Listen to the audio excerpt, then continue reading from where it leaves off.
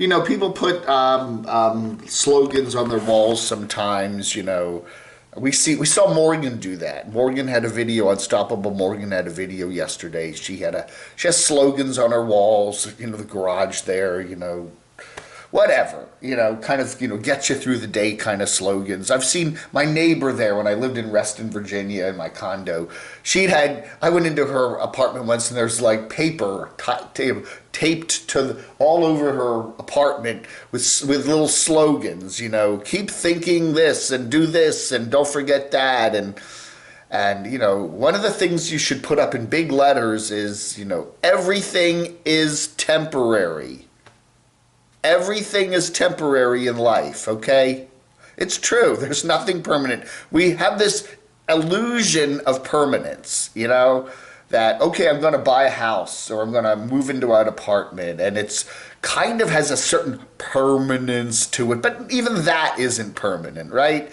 The lease will go up, you know, you have the apartment for a year, you don't like it, whatever, or whatever happens, you buy the house, and a couple of years you sell it, you know, you don't like it, whatever. You lose your job, no job is permanent, right? Every job is temporary.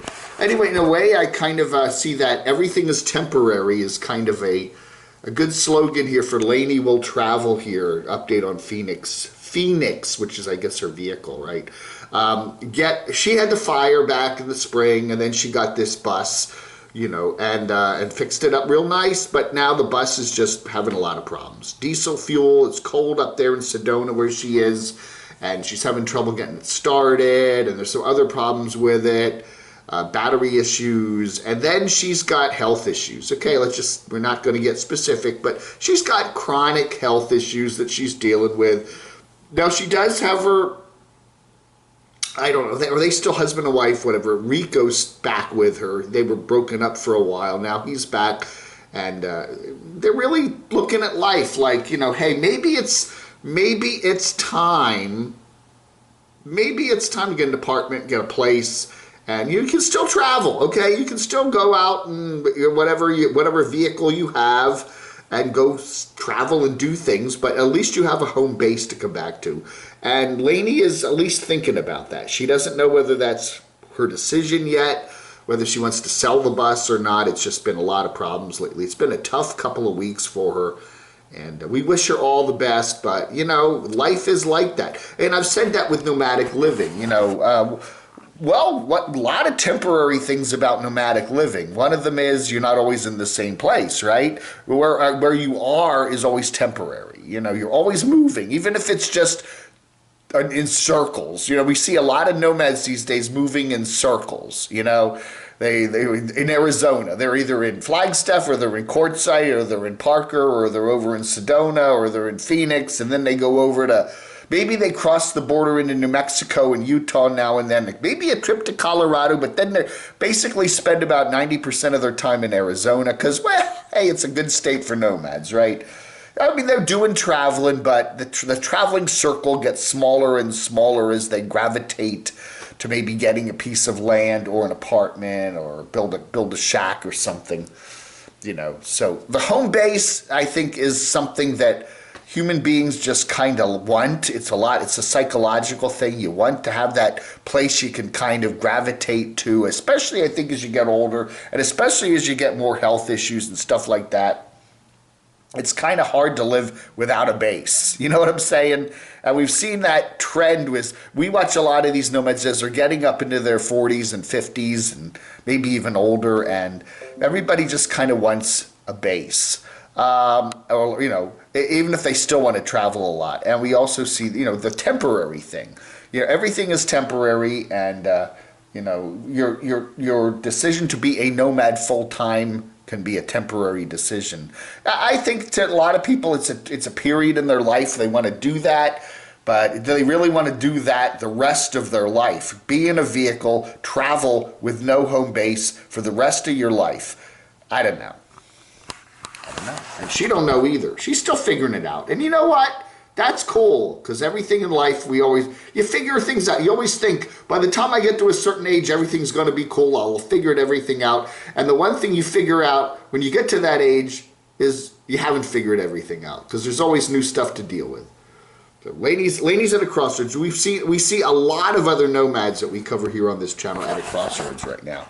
A lot of people are, at that. Now what? Now what do I do? Should I get a home base? Should I settle down for a little while? I mean, should I stop traveling or altogether or for a while and take care of things? I don't know. See a lot of people doing that right now, and all our best to Lainey. I want to wish happy birthday to her, I guess, husband, right? Rico, and it's her birthday too coming up. So their birthdays are clustered close together there. So happy birthday. And then she said maybe when they get everything taken care of and get down to quartzsite and it's warmer, they might celebrate a little bit. So all right. Lower ball joint. Okay. So anyway, Randy conked out there just as he's arriving to Lolapalooza, which starts officially tomorrow, the 21st. And Randy, the mobile traveler, he had transmission issues.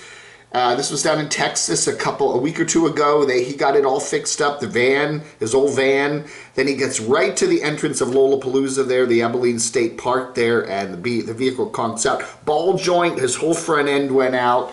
Something about the nipple on the ball joint, whatever. Anyway, he got it fixed. He got it all fixed, and now he is happily in the camp there at Abilene with all of his friends. We had Lone Star Rider, and there's a bunch of people hanging out there, C-Dub, some other people.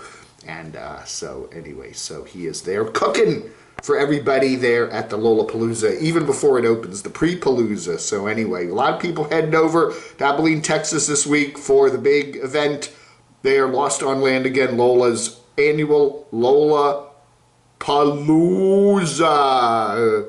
Looks like a lot of fun. Hey, we got a new one here from Adventure Van Man Brian and his girlfriend there. They are up in Quebec. How do we say that? I always say here Quebec, right? Anyway, which is Canada. Anyway, beautiful photography. They go on a mountain bike ride and do some other stuff and some hiking, and they're just about ready to leave change there, I guess, whatever. And they do have some rainy weather, and hang out with some friends, and they stayed with some of his girlfriend's friends there in the U.S. before popping over, when they got over. Anyway, whatever. So and they're trying to stay stealthy there in the parking lot so they can spend the night there. Anyway, so nice video, relatively drama-free from AVM. Adventure Van Man. It looks like he's having a lot of fun there, and it's nice to see folks in Eastern Canada. We see a lot of nomads in Western Canada, and it's a whole east part of the country too, right? Oh, we got a nice one here. This was actually good video here from Mr. Hobo Shoestring. Mark. Man, this guy knows everything. I mean, he knows everything about railroading. Okay, he is in a little town north of Houston, Texas, and is riding into Houston, and what happens is the train actually goes down a median strip of this big highway, one of the big interstates there. It's in the median strip, and the train just stops, and it sits there and sits there and sits there and won't move anymore. So he's in one of the box cars, so he eventually decides to get out, and he has to make his way across the southbound lanes of a very, very, very busy freeway to get over to, some little gas station with a mini mart and whatever, at least get some food and some sustenance. But he's like kind of trapped there. He's trapped in a median strip on this stopped train. Anyway, man, I do feel for him. It's tough. It's really tough being a hobo, a train hobo. You really have to have a certain mindset to do that and have a lot of patience. That's right. Wow. Hey, everybody, that ought to do it for our little Nomad review show. It is the 20th of October, 2021. Thanks for watching. That's about it. Blog under.